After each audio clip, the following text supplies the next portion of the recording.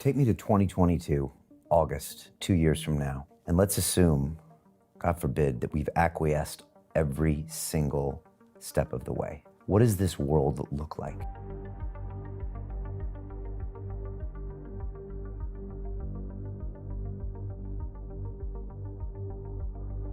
If you take China today and multiply it 2 or 3 times, that's where we'll be. If you take China today and multiply it 2 or 3 times, that's where we'll be.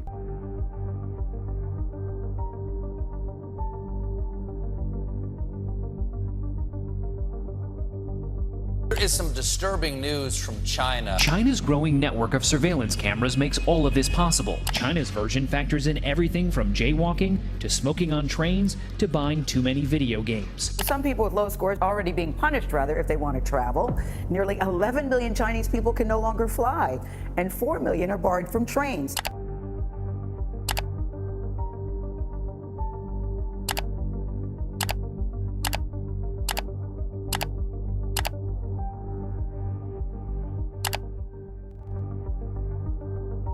So I think human beings are very vulnerable to this kind of power being exercised.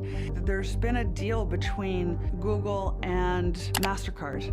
So now if I go to a department store and I buy this color lipstick, Google's gonna know. And now they know what they're gonna advertise.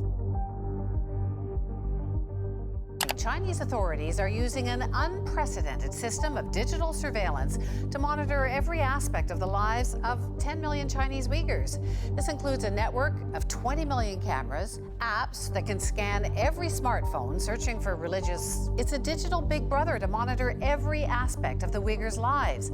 China is using technology to monitor all of its people, harnessing the state's surveillance arsenal in a new program called Social Credit.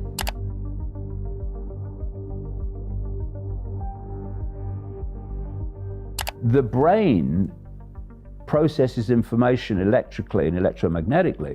It communicates with the rest of the body electrically and electromagnetically. By 2022,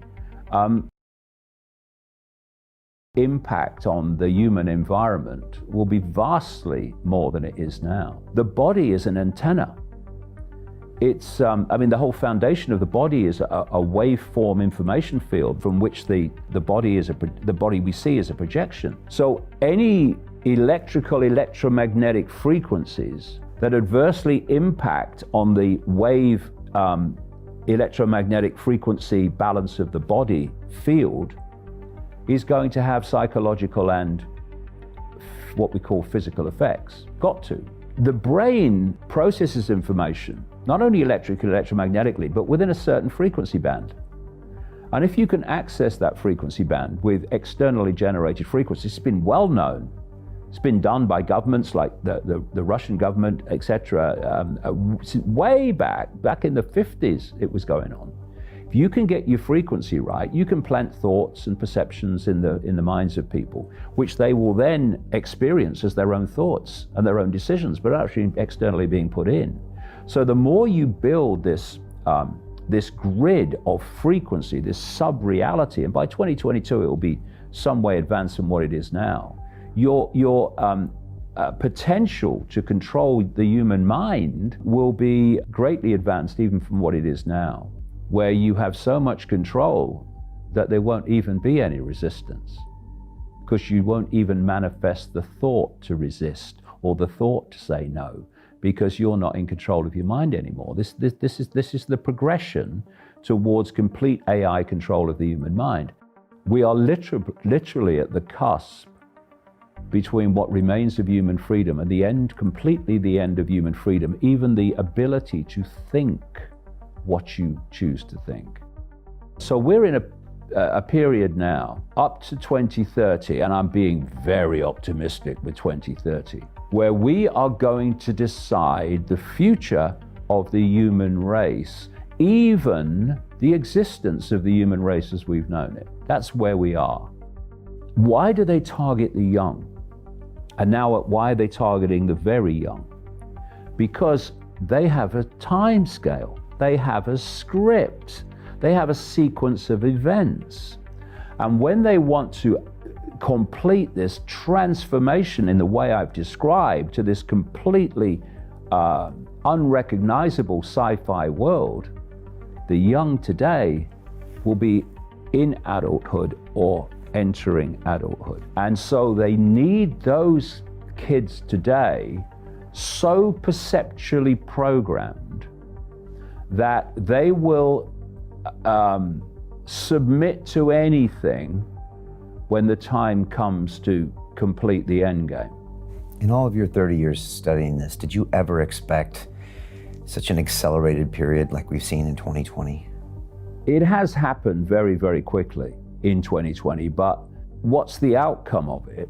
The outcome of it is no surprise to me at all. I was writing about the basic themes of this in the mid-1990s, so it's no surprise what's happening to me at all. Bit surprised in the speed of it, and the speed of it has come from the speed of acquiescence. I'm sure even the cult have been surprised at the speed of acquiescence. Where they want to go, I've known about that for a very, very long time. I've been trying to get across, taking it out of this hidden into the public arena. And of course, they've been laughed at and been ridiculed and been dismissed. And this is why I said a long time ago, it's got to get really bad before we can turn this around, because only then will people realize that actually this is not some theory, this is fact, and this is real, and this is happening. There's such a chasm between what's going on and what most people think is going on. That chasm is a big gap to jump. And it really can only be jumped. It can only be seen by things becoming so bad that actually you can't deny it anymore. And that's what's happened to a lot of people in the last few months, which is why so many more people are looking at this information and starting to do their own research, which is brilliant.